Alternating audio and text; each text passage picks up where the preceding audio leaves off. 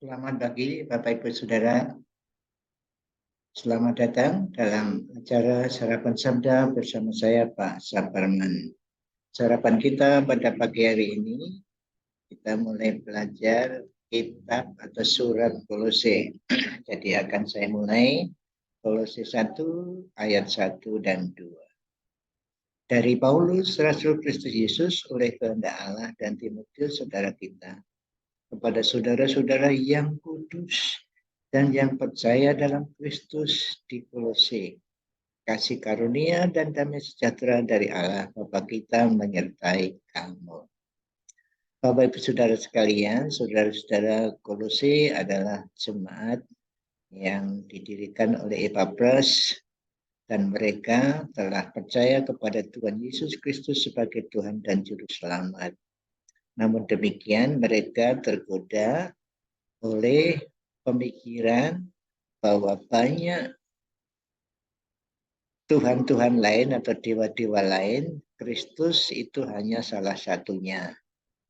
Tetapi juga digodai sebagai akibatnya, mereka digodai, jadi kehidupan Kristen itu percaya kepada Tuhan Yesus, plus dengan upacara-upacara atau tambahan-tambahan lain lagi untuk kesempurnaan kehidupan Kristen.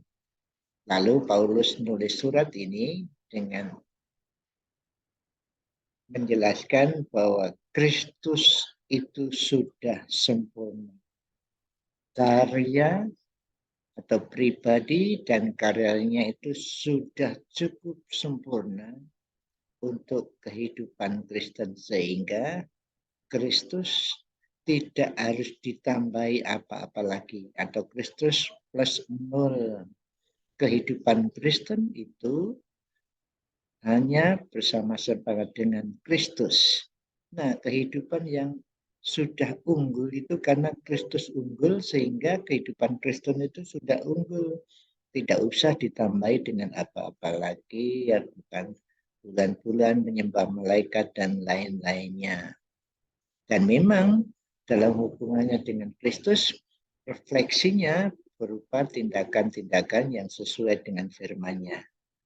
Dalam menulis suratnya itu, Paulus menjelaskan bahwa dia adalah rasul, dia adalah utusan Kristus Yesus, rasul yang dikhususkan untuk orang-orang non-Yahudi, termasuk ini orang-orang Kolose. Dan jadinya rasul itu bukan karena kehendaknya sendiri, tetapi karena kehendak Allah. Ingat, Rasul Paulus sebelumnya adalah penganiaya jemaat. Jadi, jangankan menjadi rasul, menjadi orang Kristen pun dia tidak mau, bahkan akan membunuh orang Kristen. Tetapi itu bukan kehendaknya sendiri, kehendak Allah yang menjadikan Paulus rasul. Jadi Bapak Ibu Saudara sekalian, apa yang ditulis Rasul Paulus ini adalah kehendak Allah. Kerasulannya karena kehendak Allah. Ini penting untuk jemaat Kolose mengerti bahwa surat yang akan ditulis adalah sangat penting. Karena ini yang menulis utusan Kristus Yesus oleh karena kehendak Allah sendiri. Dan memang disaksikan oleh salah satu anggota timnya, yaitu Timotius. Lalu juga ia mengatakan bahwa kamu, saudara-saudara Kolose, adalah yang kudus, saudara-saudara yang kudus. Yang kudus artinya yang dikhususkan untuk Allah. Jadi kamu ini sudah kudus, hidupmu khusus untuk Allah, bukan untuk yang lain. Kamu yang percaya dalam Kristus itu dikuduskan. Dalam mata Allah, dari sudut pandang Allah, orang percaya itu orang yang kudus, artinya orang yang dikhususkan untuk Allah.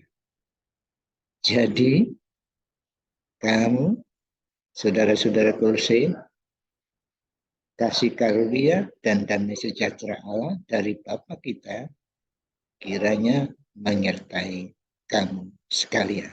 Ini luar biasa.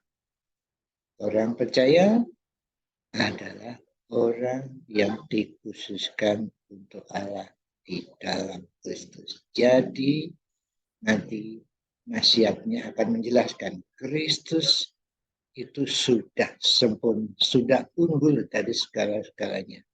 Tidak perlu ditambahi lagi. Mari kita sadar, Bapak Ibu Saudara sekalian, bahwa pribadi dan karya Kristus cukup untuk kita menjalani kehidupan Kristen. Mari kita turuti Kristus di dalam firman-Nya untuk menjalani kehidupan kita sehari-hari. Itu cukup. Amin. Mari kita berdoa. Terima kasih Tuhan Yesus Engkau mengingatkan kami firman-Mu cukup bagi kami karena di sana ada Kristus yang lebih unggul dari segala-galanya. Karyamu, pribadimu sudah cukup. Sehingga kami tidak memerlukan apa-apa lagi dalam menjalani kehidupan ini. Hanya perlu berhubungan dengan Engkau. Sehingga refleksi hidup kami sesuai dengan kehendak di dalam firman. Terima kasih dalam nama Tuhan Yesus. Amin.